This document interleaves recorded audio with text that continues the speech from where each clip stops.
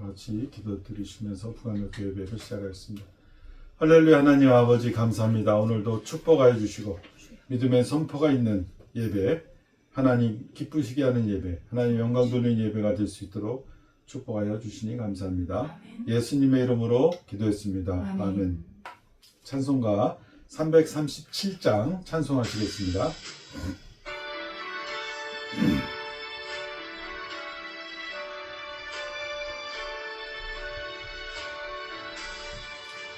내 모든 시험 무거운 짐을 주 예수 앞에 아뢰이면 근심에 쌓인 날 돌아보사 내 근심 모두 맡으시네. 무거운 짐을 홀로 지고 견디다 못해 쓰러질 때 불쌍히 여겨 구원해 주리 은혜 주님 오직 예수.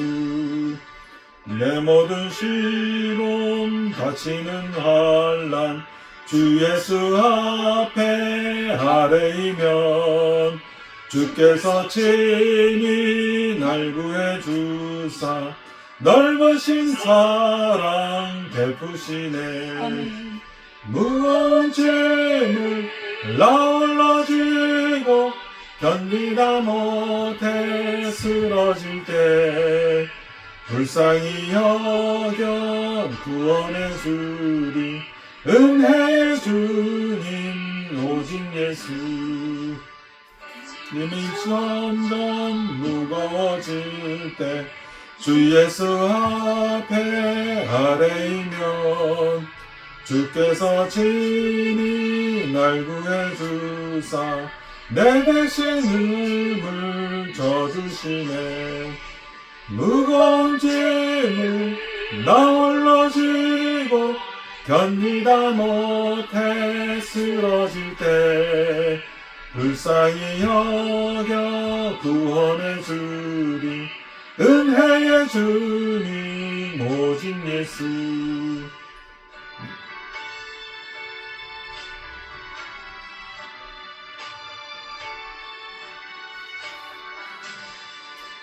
마음의 시험 무거운 죄를 주 예수 앞에 아뢰이면 예수는 나의 능력이시사 세상을 이길 힘 주시네. 무거운 짐을 홀로 지고 견디다 못해 쓰러질 때 불쌍히 여겨 구원해 주리 은혜의 주님 오직 예수. 네, 찬송가 621장 찬송하시겠습니다. 621장입니다.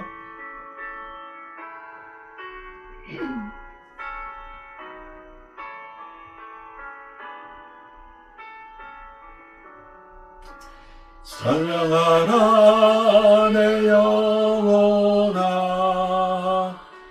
찬양하라 내 영혼아 내 맘과 전성 다하여 주 찬양하라. 경배하라 내 영혼아 경배하라 내 영혼아 온 마음과 정성 다하여 주 경배하라.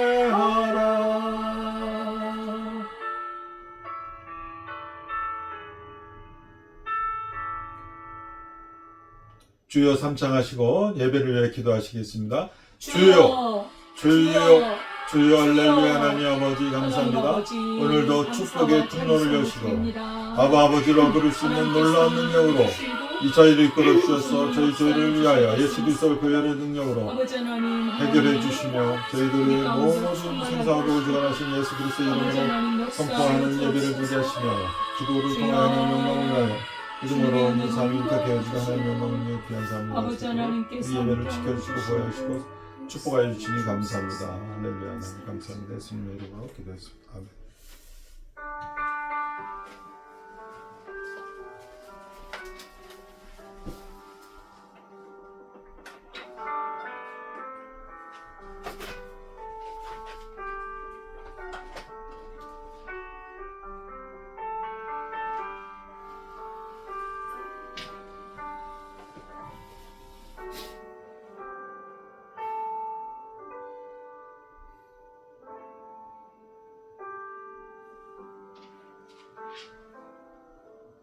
하나님은 영이시니 예배하는 자가 영과 진리로 예배할지니라. 아멘. 아멘.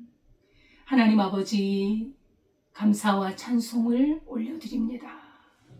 우리를 지극히 사랑하사 그리스도 예수 안에서 우리의 모든 죄를 사하시고 하나님의 영원한 자녀 삼아주심을 감사드립니다. 아멘. 하나님의 자녀로서 그 권세를 가지고 세상을 이기고 하나님 앞에 온전히 예배하며 주님을 경배하는 삶으로 인도해 주옵소서. 아멘. 이 시간에도 주 앞에 예배 드릴 때 주의 성령께서 인도해 주시기를 원하오며 예수님의 이름으로 기도드리옵나이다. 아멘. 전능하사 천지를 만드신 하나님 아버지를 내가 믿사오며 그 외아들 우리 주 예수 그리스도를 믿사오니 이는 성령으로 잉태하사 동정녀 마리아에게 나시고 본디오 빌라도에게 고난을 받으사 십자가에 못 박혀 죽으시고 장사한 지 사흘 만에 죽은 자 가운데서 다시 살아나시며 하늘에 오르사 전능하신 하나님 우편에 앉아 계시다가 저리로서 산자와 죽은 자를 심판하러 오시리라. 성령을 믿사오며 거룩한 공예와 성도가 서로 교통하는 것과 죄를 사하여 주시는 것과 몸이 다시 사는 것과 영원히 사는 것을 믿사옵나이다. 아멘. 찬송가 23장입니다.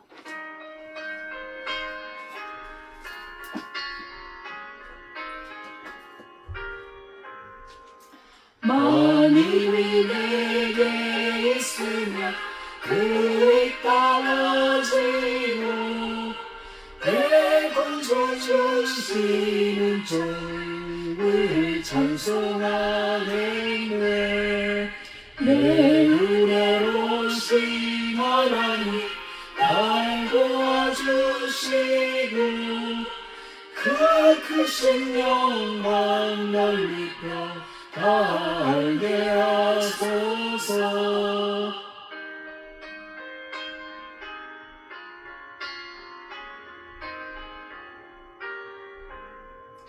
내 주의 귀한 이름이 날 위로하시고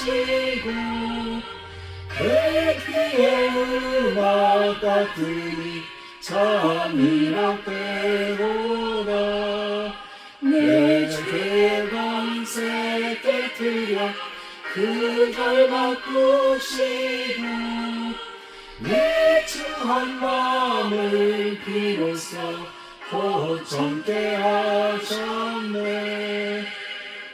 아멘.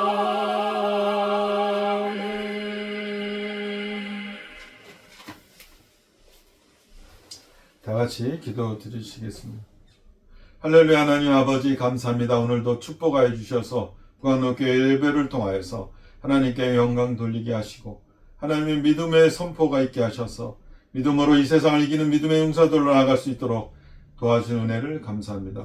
성령님께서 도와주셔서 저희들이 내 영혼이 잘된 같이 범사가 잘되고 강건하기를 강구한 선포하게 하시니 감사합니다.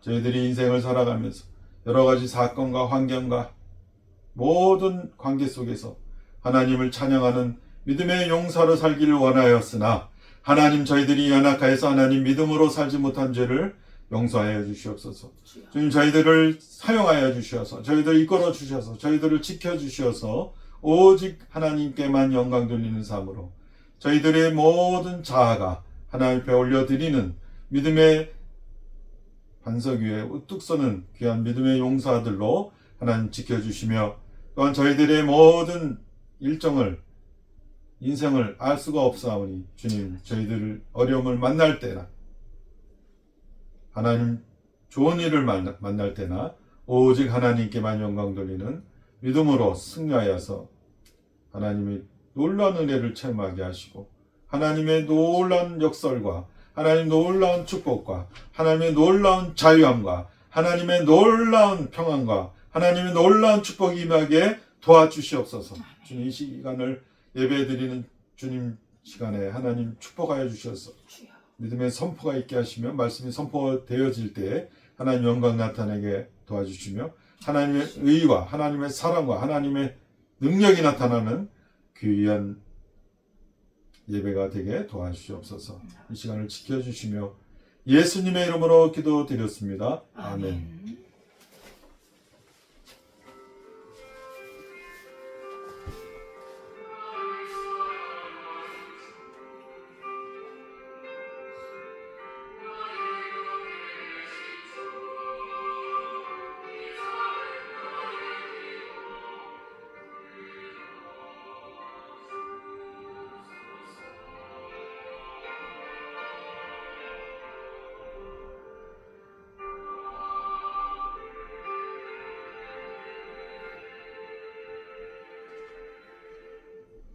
하나님의 말씀은 창세기 49장 1절에서 4절 말씀입니다. 구약성경 78페이지 창세기 49장 1절에서 4절까지 함께 봉독하겠습니다. 야곱이 그 아들들을 불러 이르되 너희는 모이라. 너희가 후일에 당할 일을 내가 너희에게 이르리라. 너희는 모여 들으라. 야곱의 아들들아, 너희 아버지 이스라엘에게 들을지어다. 루벤아, 너는 내 장자요 내 능력이요 내 기력의 시작이라. 위풍이 월등하고 권능이 탁월하다마는 물의 끓음 같았은즉 너는 탁월하지 못하리니 내가 아버지의 침상에 올라 더럽혔음이로다. 그가 내 침상에 올랐었도다. 아멘. 하나님 아버지, 감사합니다. 이 시간에 주님의 말씀을 선포합니다. 하나님의 말씀 앞에 우리가 경청하며 듣게 하여 주시고, 하나님의 하시는 말씀을 마음에 새기고 순종하는 마음 허락해 주옵소서. 아멘. 예수님의 이름으로 기도드리옵나이다. 아멘. 감사드립니다. 하나님의 은혜와 평강이 사랑하는 모든 성도님들 가정과 우리 모두에게 함께 하시기를 바라겠습니다. 아멘. 예, 오늘 제목은 인간의 실패 속에서도 계속되는 언약이라는 제목으로 우리 말씀을 상고해 보도록 하겠습니다. 이제 야곱이 죽음을 앞두고 이제 자신의 그 유언을 자식들에게 남기고 싶어 했습니다. 야곱이 이제 죽음을 맞이하거든요. 이 죽음이라는 것, 우리 인생이 한번 태어나면 반드시 죽게 됩니다. 가난한 사람이나 부자나 우리 모두 죽음을 맞이하지요. 어느 누구나 동일합니다. 우리가 죽음에 직면하게 되면 참으로 떠나는 사람도 슬프고 불행한 것 같고, 또 남아있는 사람도 헤어짐의 고통과 아픔이 있습니다. 그러나 우리 성도는 우리 죽음을 맞이하는 것이 믿지 않은 사람들과는 확연한 차이가 있습니다. 하나님의 언약을 붙잡은 성도는 그 죽음 속에서도 소망이 있습니다. 어찌 보면 그 죽음은 승리의 죽음이라고 할 수 있는 것이죠. 죽음을 깨치고 부활하신 예수님이 우리의 구주이시오, 내 마음의 왕이시오, 나의 구주이시기 때문에 우리는 우리 예수님과 함께 다시 살아날 것을 믿습니다. 아멘. 그러나 우리 육신은 한번 떠나겠거든요. 흙으로 돌아가거든요. 이럴 때 우리가 죽음을 앞두고 가장 중요한 말을, 가장 중요한 유언을 가족들에게 남기게 됩니다. 사실 죽음이 앞에 오면 몸과 마음이 극심한 고통이 찾아옵니다. 그리고 처자식 가족들과 친지들과 이웃들과의 그 이별이 너무나 고통스럽고, 그리고 자기가 평생 일궈왔던 재산들, 자기의 정신적, 영적, 또 물질적인 유산들을 남기고 떠나야 하는 그 아쉬움이 있는 것입니다. 야곱은 죽음을 앞둔 상황에서 이제 12아들을 부릅니다. 이 아들을 불러놓고 이제 유언을 하기로 결단을 하지요. 12아들들에게 중요한 말을 하고 그 당부를 합니다. 이것은 야곱에게서의 이 유언은 단순한 가족과의 이별이 아니라 언약을 계승하는 아주 귀한 말씀이요, 선언이요, 예언적인 축복이 될 수 있는 것입니다. 야곱의 예언적인 축복은 이 49장에 나타난 이 예언적인 축복은 그 모계에 따라서 결정이 됐어요. 순서가 큰 아내인 그 레아, 그 다음에 두 여종, 그리고 가장 사랑하는 아내인 라헬의 자녀들, 이렇게 모계에 따라서 순서가 정해져서 이렇게 축복을 합니다.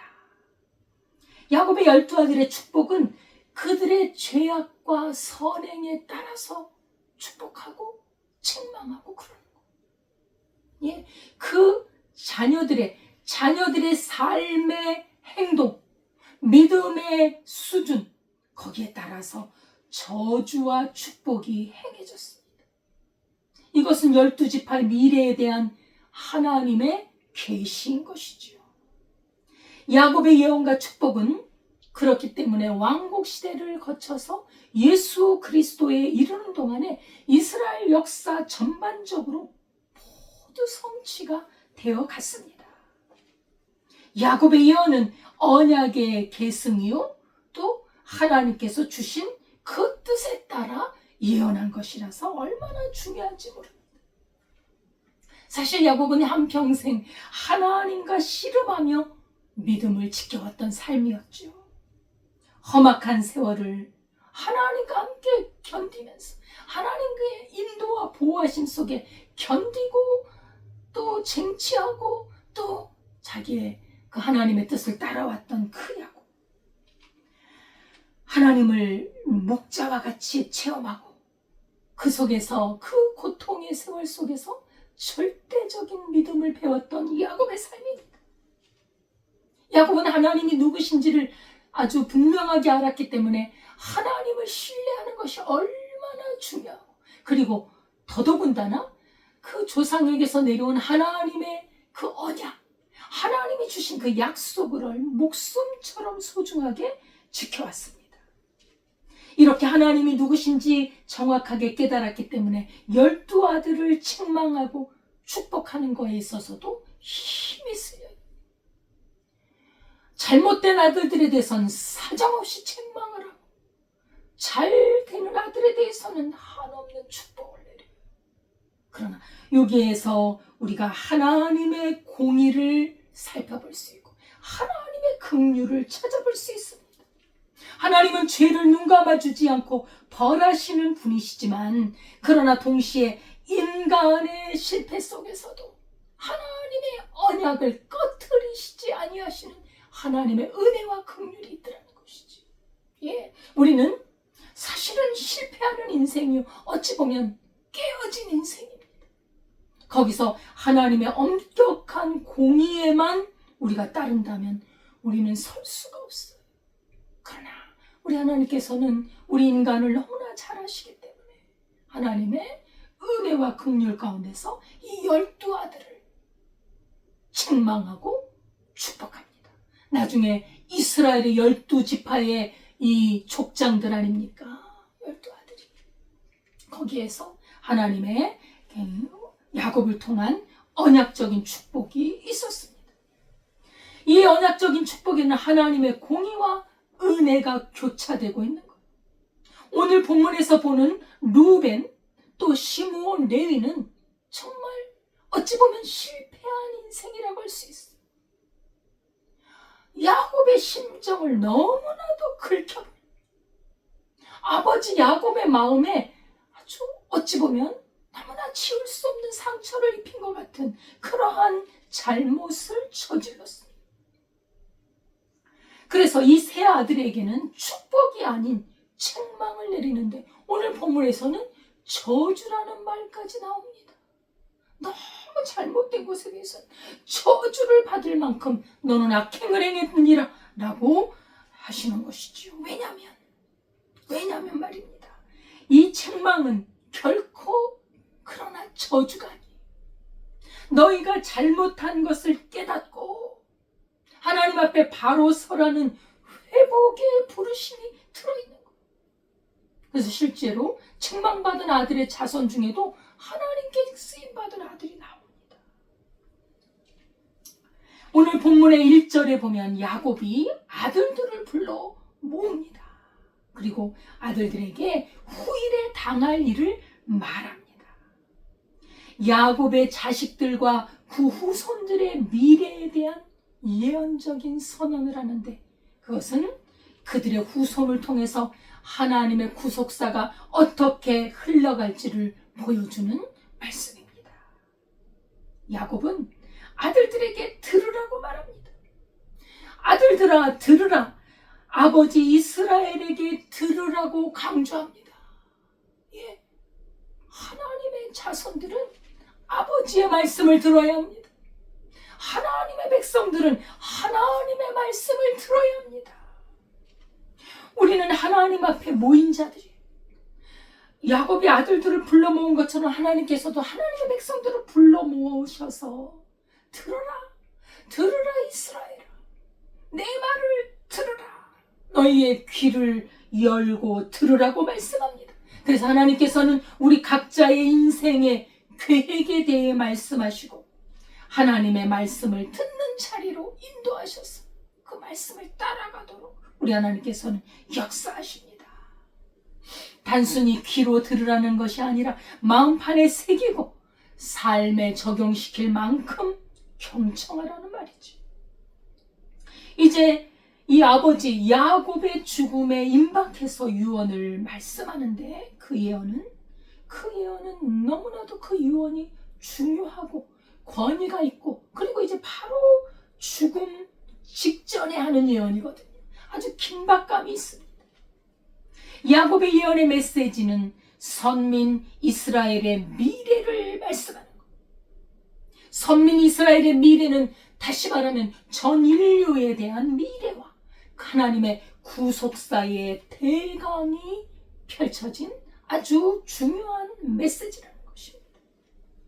하나님의 택한 백성의 가문의 족장이고 언약의 계승자인 야곱이 가장 먼저 큰아들인 루벤에 대해서 예언을 합니다. 루벤, 야곱의 첫째 아들이죠. 야곱의 12아들 중에 가장 첫째 아들입니다. 3절, 4절에 보면 루벤아, 먼저 장자 루벤에 대해서 말씀을 합니다. 너는 내 장자요, 내 능력이요, 내 기력의 시작이라. 위풍이 월등하고 권능이 탁월하다마는 그것까지는 좋았어. 아주 준수하고 탁월한 루벤. 그러나 말이다. 너는 책망받아야 할 것이 있다. 그것이 뭐냐? 너는 물의 끓음 같았다. 그래서 너는 탁월하지 못하리니 네가 아버지의 침상에 올라 더럽혔으니라. 네가 내 침상에 올랐었도다. 아버지가 울부짖는 소리로 큰아들에 대하여 책망하고 있는 것. 루벤은 큰아들 중에 장남이고 첫아들이에요. 첫아들은 너무나 특별합니다. 너무나 귀중하고 소중합니다. 그래서 장자에 대한 목숨 2배로 줘요. 장자에 대한 특별한 특별 대우를 해주는 것이죠.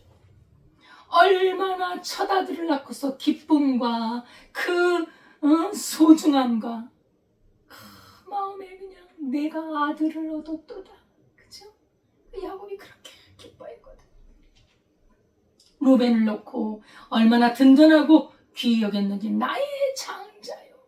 너는 루벤아, 너는 나의 장자요. 나의 능력이요. 나의 기력의 시작이다. 이렇게 기뻐했던 아들입니다. 그리고 너는 위풍이 월등했고 권능이 탁월했다. 루벤이 그 평범한 인물이 아니죠. 아주 굉장히 능력이 있는 그런 아들이었습니다. 그 장자로서의 특별한 기대를 했죠. 루벤이 야곱의 장자로서 그 집안의 그 위치, 장자의 위치, 그 귀중성이 얼마나 컸는지 말입니다. 야곱의 가정에서 육신적으로 보면 이 큰아들은 가장 권세가 있고 그 가정에서 유력한 인물입니다. 아버지의 기대를 한 몸에 받고 그렇게 태어난 야곱 가문의 희망이라고 할 수 있는 루벤 장자. 야곱의 기력의 시작이었죠. 자신이 가장 왕성할 때, 힘이 있고 가장 왕성할 때 그 기운의 시작. 생산력의 첫 출발이었던 아들이었습니다. 그 첫째 아들 루벤은 위풍이 월등했다. 이것은 격조가 있고 품위가 있었다는 것. 그 야곱이 보통 인물이 아니잖아요. 그 야곱의 아들이니 뭐 얼마나 위풍이 월등했겠습니까? 특히 장자로서 가족 내 1인자로서의 권위가 있는 거. 그 장자라고 하면 정말 다들 막 떠받들어주고, 그죠? 다른 형제들하고는 구별이 좀 되잖아요. 하나님 앞에서 그의 가족을 대표하는 영적인 영의 우월성을 가진 사람이었습니다. 권능이 탁월했습니다. 장자로서 가문을 이끌어가는 그런 능력과 아주 지도력이 있었다는 것입니다. 족장시대의 가정의 그 권위를 가진, 가장의 권위를 가진 신적 권위의 표본이었습니다. 아주 누구도 넘볼 수 없는 대단한 존재였지요.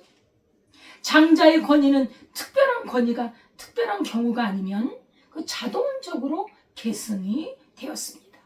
그리고 아버지 기업의 2배를 받는 그런 그 영예도 얻었지요. 이렇게 좋은 위치. 그런데 말입니다. 그런데가 이게 안타까운 일이지. 그런데 말이에요. 너는 물의 끓음 같았도다. 그래서 너는 탁월하지 못한다. 감정의 통제력을 상실하고 자기의 서모인 비라와 동침을 했어. 여러분, 이건 있을 수가 없는 일입니다. 근데 그 일을 범했다는 거. 끓는 물처럼 물이 막 끓으면 넘쳐버리잖아요. 우리는 그 하나님이 정해주신 한계, 그 한계 속에서 사는 게 인생이에요. 하나님이 주신 법도 안에서 살아야 돼요. 우리 인간은요, 알아요. 뭐가 죄인지, 해서는 안 되는 일이 무엇인지 우리 인간 스스로가 알고 있습니다. 타고나면서부터, 태어나면서부터 이 마음의 법이 알려줘요. 근데 그 한도를 넘어서는 안 되는데 물의 끓음처럼 너는 넘쳐버렸어.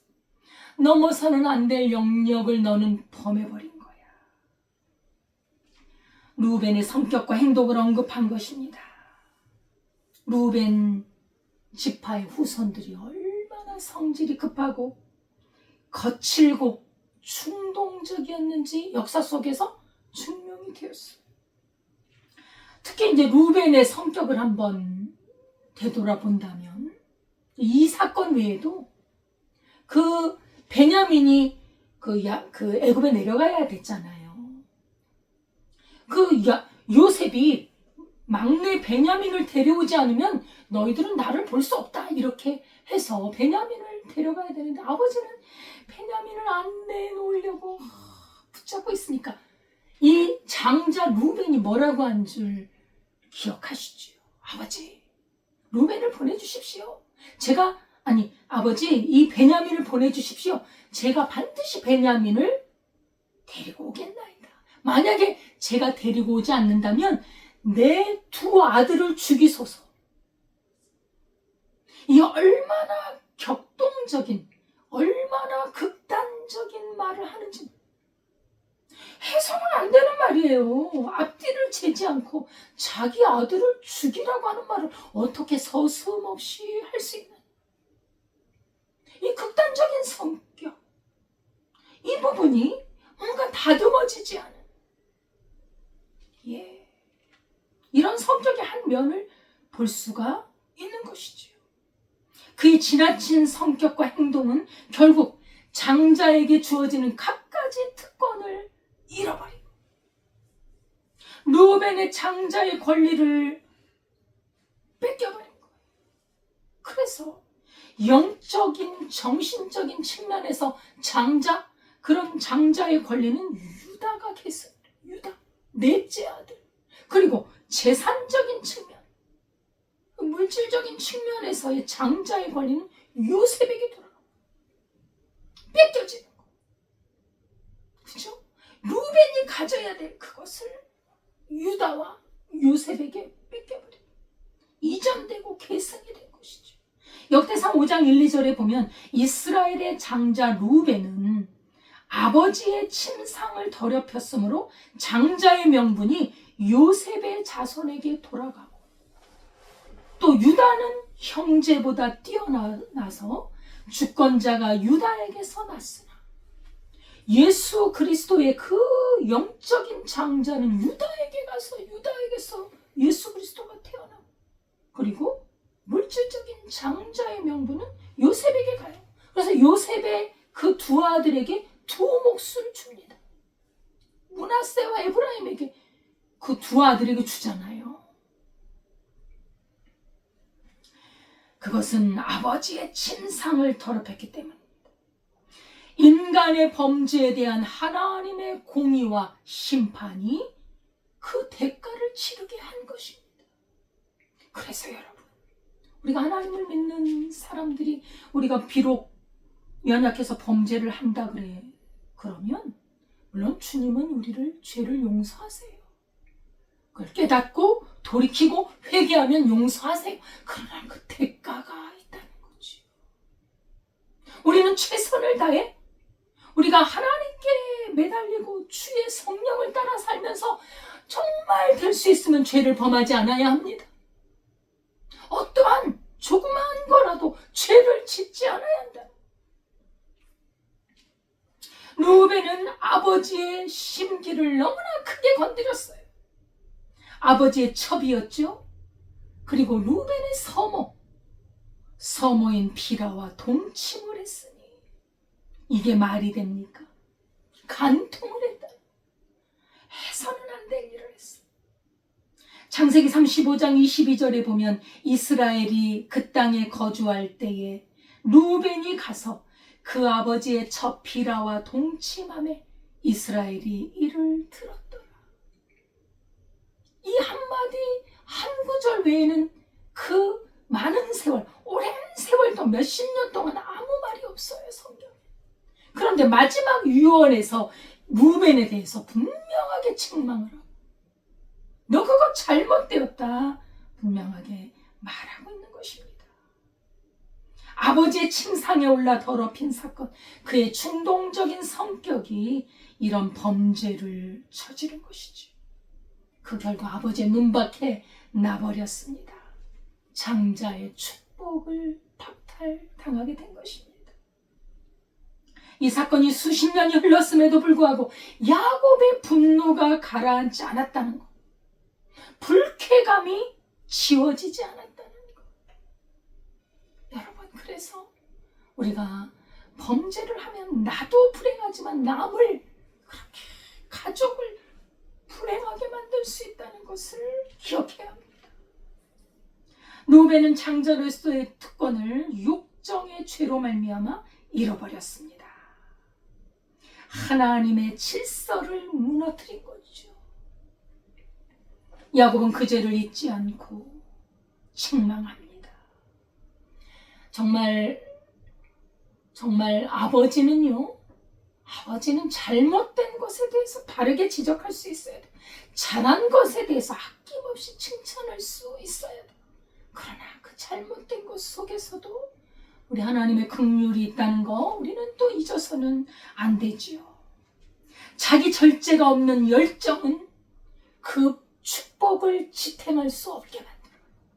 장자의 축복은 절제력이 있는 열정에서 비롯되는 거예요. 능력이 탁월하잖아요. 루벤이 그 위강이 아주 월등해요. 근데 자기 절제력이 없는 열정, 그 사악한 열정, 죄성을 가진 열정은 축복을 지탱할 수 없다는 것입니다. 성령의 열매 중에 마지막 열매가 절제입니다.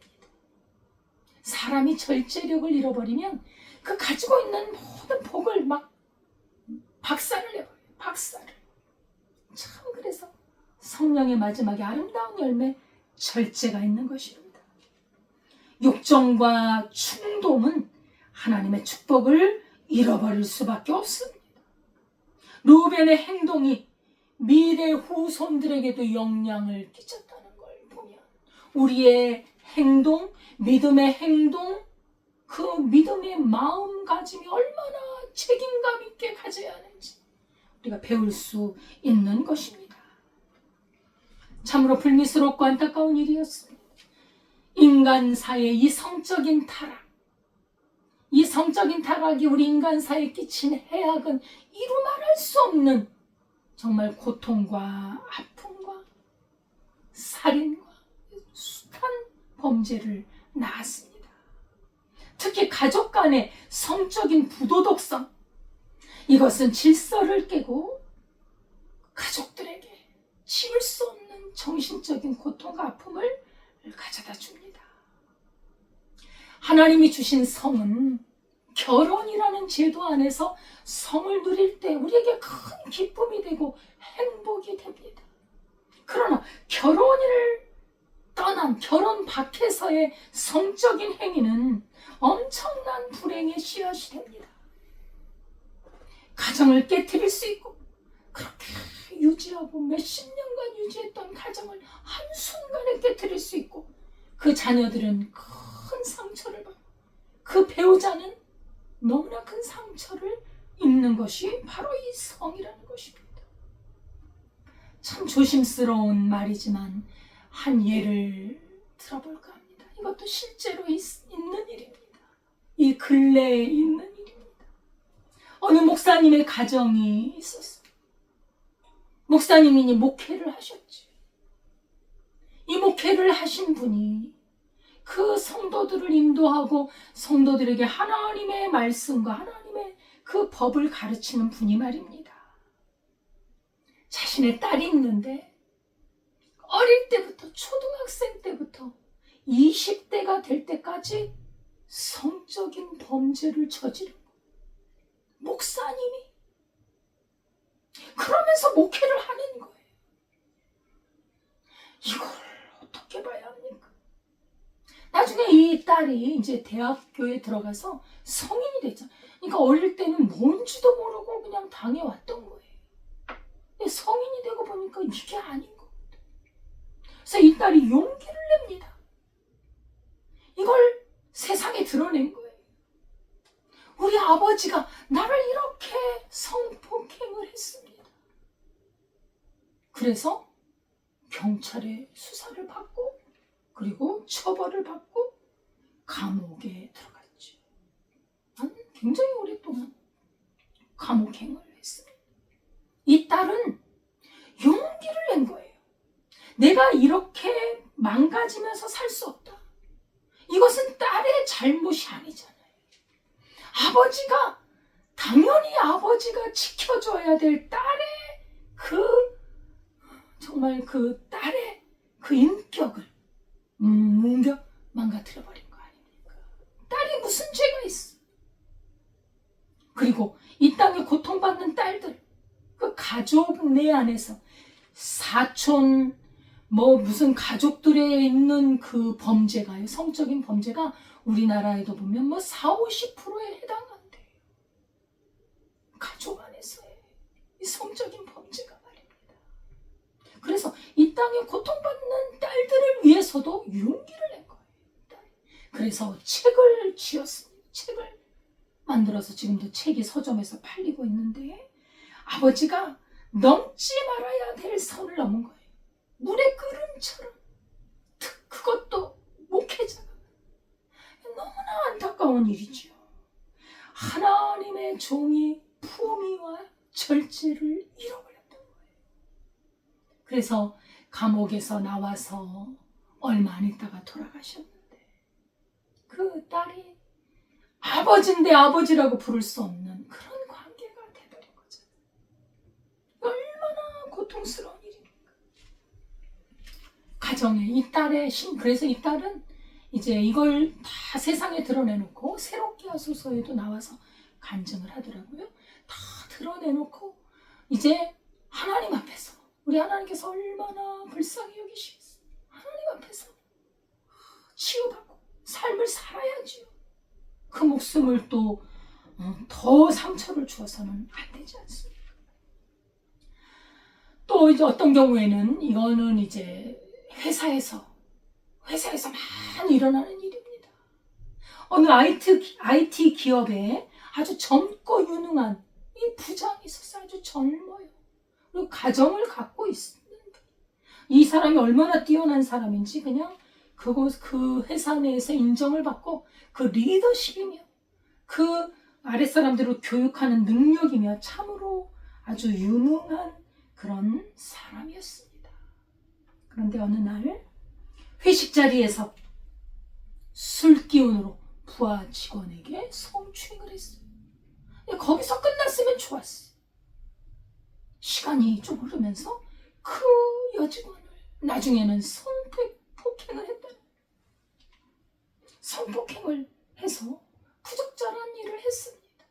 자기 가정에 이 성폭행을 당한 여직원이 가만히 있을 수가 없지요. 회사에 말을 하고 다 이제 알렸습니다. 이 일이 알려지자 회사는 즉시 인사위원회를 열었습니다. 그래서 해고해버리고 그 사람의 능력이 탁월하고 그 사람이 우리 기업에서 없어서는 안 될 인물이지만 이런 인격으로 우리 회사에서 이 사람을 투석해서 잘라버립니다. 해고시켜버립니다. 그 사람이 나중에 이런 말을 합니다. 내 인생이 이렇게 될 줄은 몰랐습니다. 단 한순간의 충동이 10년의 신뢰를 무너뜨렸습니다.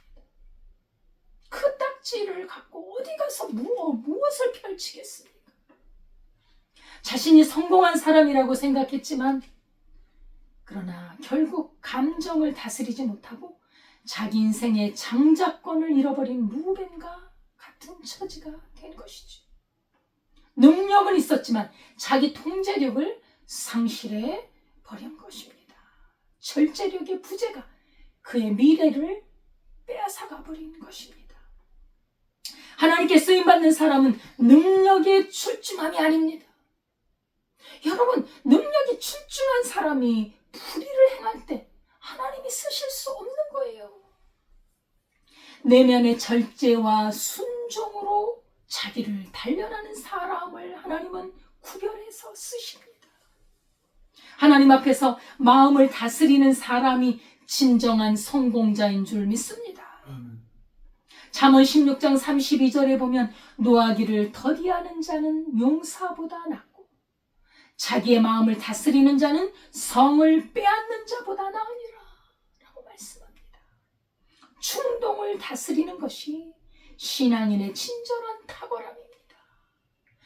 능력이 좀 부족하면 어때요? 하나님 말씀을 순종하고 자기를 다스리는 그 사람은 그리스도 예수의 그 은혜로 하나님이 일하신다는 것입니다. 우리의 마음을 다스릴 수 있어요.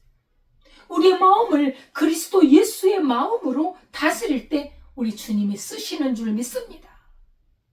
야고보서 1장 14절에 보면 오직 각 사람이 시험을 받는 것은 자기 욕심에 끌려 미혹됨이니 욕심이 잉태한 즉 죄를 낳고 죄가 장성한 즉 사망을 낳느니라 말씀합니다. 욕심과 충동이 하나님의 뜻을 거스리고 실패로 이어진다는 것을 알 수 있습니다. 내 욕심, 욕정, 그죠? 이런 것들은 우리는 그리스도 예수 안에서 십자가의 못을 박은 사람들이 우리인 줄 믿습니다. 우리는 욕망과 욕정과 욕심으로 사는 자가 아니라 우리는 성령으로 사는 자요. 그리스도께서 나의 이 죄로 말미암아 죽으셨기 때문에 나는 그리스도 예수의 죽음으로 인한 은혜를 받고 이제는 죄악으로 사는 것이 아니라 이제는 하나님의 영으로 그리스도 예수의 그 은혜로 사는 것입니다. 여러분, 나는 나의 감정의 끓음을 잘 다스리고 살아가고 있습니까? 내 감정이 끓을 때 그리스도 예수 앞에 엎드리며 하나님께 매달리며 감정을 절제하고 있습니까? 하나님의 축복에 합당하지 않는 마음에 품고 있는 어떤 욕정들, 이것을 어떻게 다스려가고 있습니까? 잘 하나님 앞에 이것을 살펴보고 이러한 범죄에 우리는 들어가지 않아야 할 줄 믿습니다. 오늘 또 두 사람이 남아 있습니다.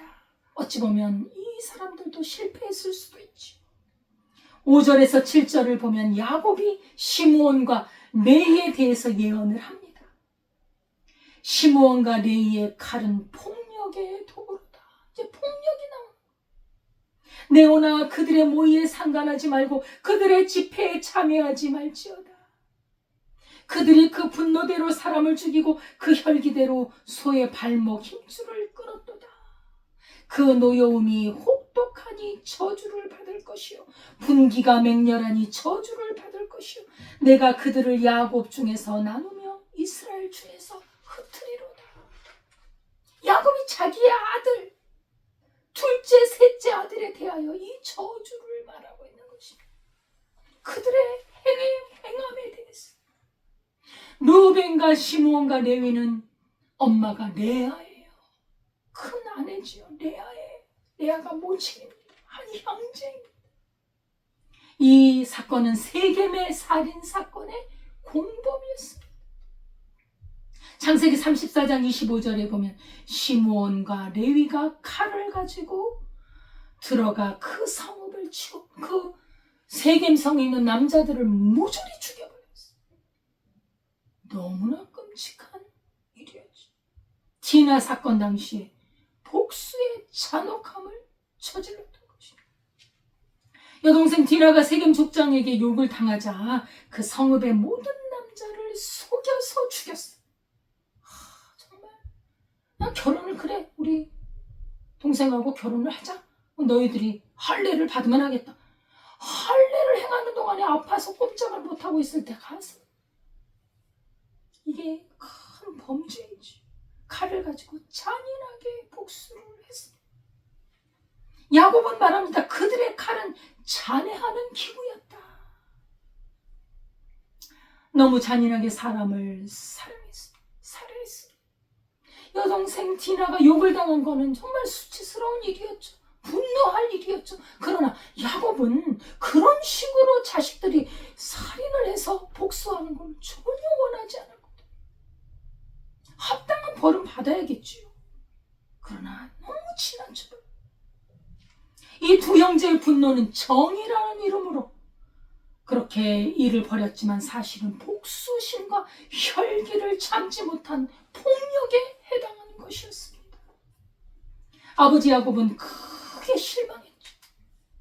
너무나 놀랐고 충격을 받았고 큰 두려움에 휩싸였습니다. 하마터면 그 주변 국가들, 주변의 족속들로 인해서 그 야곱의 가족이 죽임을 당할 뻔했어요. 아니 옆에 있는 그 족속을 다 죽였는데 그 옆에 족속이 가만히 있겠습니까? 하나님이 역사하셔서 그걸 막아주셨죠. 하나님께서. 이 두 아들이 너무나 큰 일을 저질렀어요. 그래서 이 아버지 눈밖에 나버린 거예요. 너희는 너무했어. 야곱이 야곱이 부르짖잖아요. 내 호나 내 영광아, 그들의 모의에 상관하지 마라. 집회에 참여하지 말라. 악을 도모하는 자들을 그 악한 일에 가담하지 마라. 하나님은 악한 일에 가담하는 걸 싫어하십니다. 미워하십니다. 잠언 24장 1절에 보면 너는 악인의 형통을 부러워하지 말고 그와 함께 있으려고 하지 말지어다. 세김성에 들어가서 남자들을 죽일 뿐 아니라 가축들도 약탈을 하고 남은 가축들을 다 힘줄을 끊어버렸어.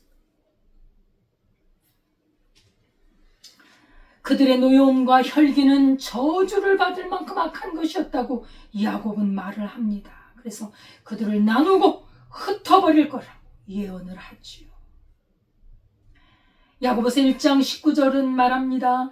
사람의 성내는 것이 하나님의 의를 이루지 못함이라. 사람이 혈기를 내고 분을 내고, 어떤 가정은 아버지가 그 엄마가 차린 밥상이 있어요. 그 밥상에 그 이제 음식이 좀 맛이 없었나 봐요. 밥상을 엎어버려. 무슨 음식을 이따위로 했느냐 하면서 밥상을 엎어버려. 이게 뭡니까? 그쵸? 분노는 의로운 열심으로 변장된 죄악입니다. 죄악이라는 거예요. 그쵸? 시편 37편 8절에 보니 화를 내지 말며 분을 품지 말지어다. 악한 일을 버리고 선을 행하라. 화를 내고 분을 품으면 그 평안을 잃어버려요. 그 마음에 도끼가 차요. 건강을 상하고 마음이 얼마나 악해지는지 몰라요. 에베소서 4장 26절에도 분을 내되 죄를 짓지 말며 해가 지도록 분을 품지 말고 마귀에게 틈을 주지 말라. 여러분, 우리가 분을 내지 않을 수가 없어요. 화가 날 때는 화가 납니다. 그러나 그 분을 낼 때 죄로 이어지지 않게 하라는 거예요. 죄가 되도록 분을 내지 마라. 그리고 분을 오래 마음에 품지 말아서 악한 영에게 틈을 주지 말라는 것입니다. 분을 잘 다스려야 되고요. 해가 지도록 분을 품지 말라. 이 분은요, 이게 무슨 약이죠? 사람을 죽이는 약이에요. 무서운 약입니다. 독약입니다. 독약. 이 분노는 이 사람의 이 피의 혈류도요, 굉장한 독성을 집어넣어요. 하지만 마음의 평안은 뼈를 강건하게 하고 몸을 그냥 강건하게 해주잖아요. 평안과 기쁨 말입니다. 근데 이 분노는 사람을 망가뜨려요. 그래서 하나님께서는 분노를 통해서 하나님의 뜻을 이루지 않는다는. 잠언 29장 11절에도 어리석은 자는 자기의 노를 다 드러내어도 지혜로운 자는 그것을 억제하느니라. 여러분, 화가 나도 그걸 억제하는 것이 지혜로운 거예요. 그것이 하나님의 뜻을 이루는 겁니다. 하나님은 그들의 분노를 축복하지 않았습니다. 하나님은 죄를 심판하시되 그 속에서도 그들에게 회복의 길을 또한 열고는 계십니다. 예, 우리가 화를 내고 분을 내고 또 정말 해서는 안 될 일을 할지라도 하나님은 완전히 포기를 하지는 않으신다. 나중에 보세요. 시므온과 레위를 보면 레위의 칼은요, 처음에는 살인의 도구였잖아요. 나중에는 제사장의 칼이 되어서 하나님의 제물을 드리는 거룩한 도구로 사용하셔요. 그 레위의 자손들이 하나님 앞에 회개하고 그 조상이 잘못한 것에 대해서 하나님 앞에 자기들이 조심했을 때 하나님이 쓰시는 겁니다. 우리의 분노와 혈기와 욕심은 저주를 가져올 수도 있지만 그것은 하나님의 쓰시기에 합당하지 않습니다. 저주를 피할 길이 없는 나의 죄성, 이 죄성을 다스리기 위해서 나는 오늘도 얼마나 노력하고 있습니까? 하나님께 얼마나 매달리고 있는지 우리를 살펴보아야 합니다. 우리는 이런 죄성에 휘말려 들어가서는 안 될 것입니다. 그러나 우리의 죄성을 저주받을 만한 이 죄성을 회개하고 고칠 때, 하나님께 드릴 때 하나님의 역사에 쓰임받는 도구가 될 수 있습니다. 분명히 루벤은 욕정으로, 시므온과 레위는 분노로 실패한 인생은 분명합니다. 그러나 그들의 실패가 하나님의 언약을 멈추게 할 수는 없습니다.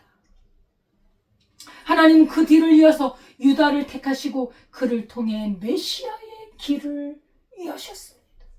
인간이 실패할지라도 하나님의 언약은 끊어지지 않는다는 것을 볼 수 있습니다. 주가 유다를 떠나지 아니하며 실로가 오시기까지 이르리니, 예수 그리스도가 오실 때까지 그것은 끊어지지 않는다는 것.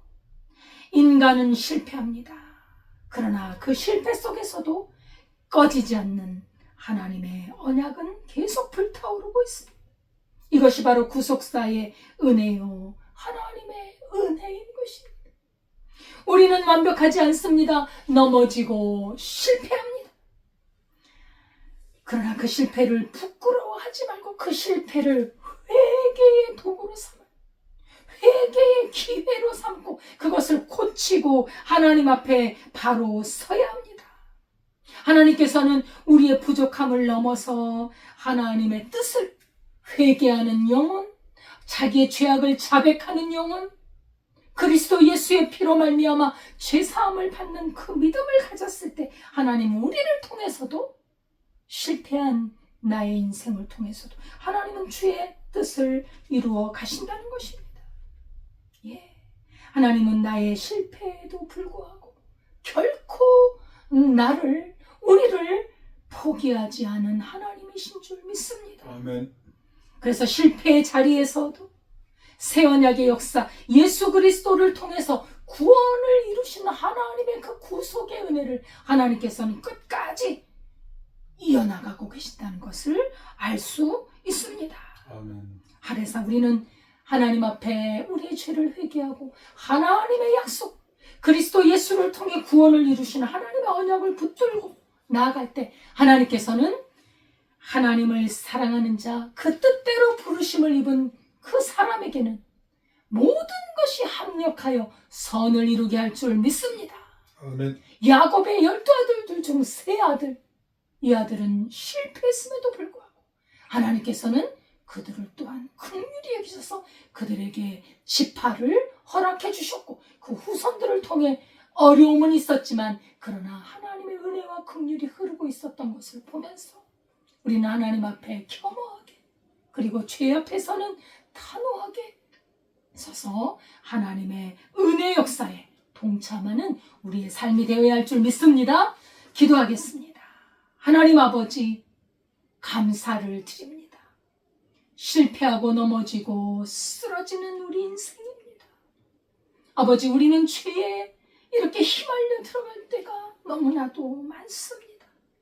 불쌍히 여겨주시고 아버지, 우리가 우리 죄를 깨닫고 하나님 앞에 우리 죄를 자백하고 주 앞에 나아갈 때 그리스도 예수의 피로 깨끗하게 씻으사 아버지 우리를 정결케 하시고 다시는 그러한 죄를 범하지 않는 하나님의 뜻대로 살아가는 우리의 복된 삶으로 복을 내려 주옵소서. 아멘.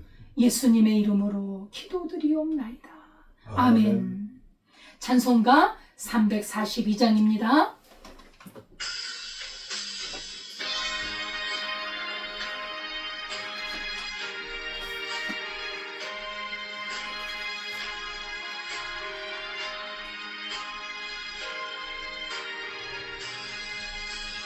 너 시험을 당해 거짓지 말고 너 용기를 다해 곧 물리쳐라.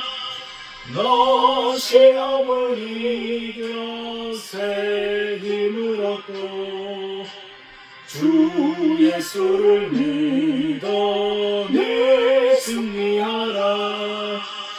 우리 구주의 힘과 그의 위로를 빌라 주님의 편에 서서 항상 도우시니 내 친구를 삼가 잘 선택하고 너를 삼가 늘 조심하라. 너의 힘을 다해 늘 충성하고 온 정성을 다해 주 봉사하라. 우리 구주의 힘과 그의 위로를 빌려 주님 내 편에 서서 항상 도우시리.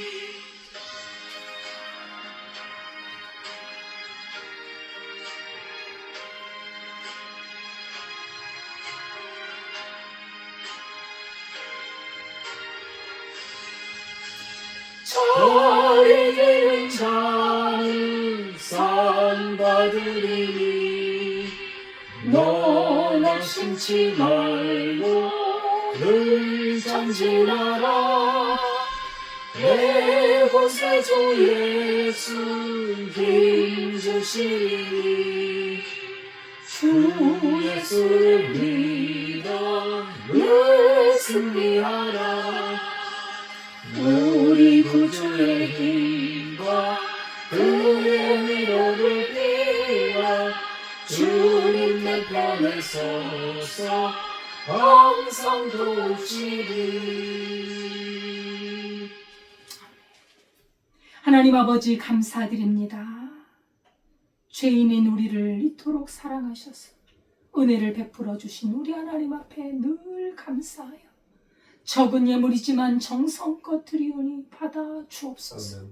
아버지 하나님, 이 물질을 드린 귀한 손길 위에 주님께서 만복으로 채워주시고 복의 복을 더해주시고 근심과 환난이 물러가며 아버지 하나님 그 평생의 지경을 넓혀주셔서 하나님을 위하여 더 헌신하고 더 주님 앞에 드릴 수 있는 은혜의 복을 허락하여 주옵소서. 아멘. 이 물질이 쓰이는 곳에 주의 나라가 확장되어져 많은 영혼들을 구원하게 하옵소서. 아멘. 우리 나라와 민족을 붙들어 주시고 모든 불법과 불의가 바로 잡혀지고 하나님 아버지 공의를 행하는 지도자를 세워주셔서 우리나라가 바로 서서 신앙의 자유, 아버지 우리 한국교회가 우리 주님의 뜻을 이루는데 복음의 사명을 감당하는 한국교회로 우뚝 세워 주옵소서. 아멘. 예수님의 이름으로 기도드리옵나이다. 아멘. 감사드립니다. 주님의 은혜의 말씀과 기도로 늘 깨어서 기도하며 또한 복음을 증거하는 우리의 삶이 되어야 할 줄 믿습니다. 아멘. 주기도문 하겠습니다.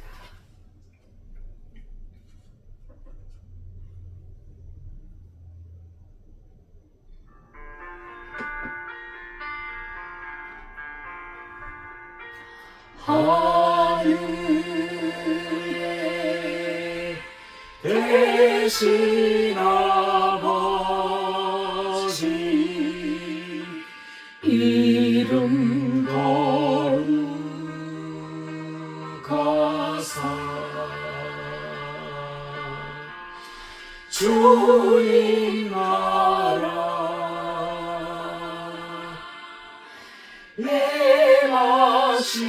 행하시고 뜻이 이루어지리라.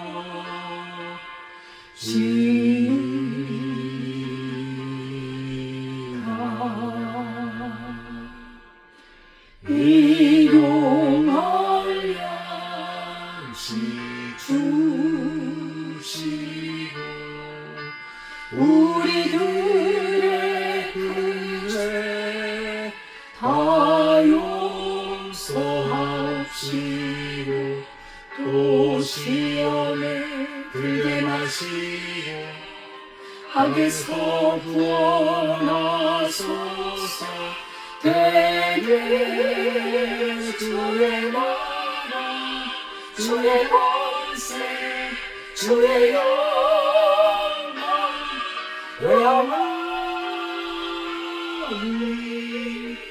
아멘.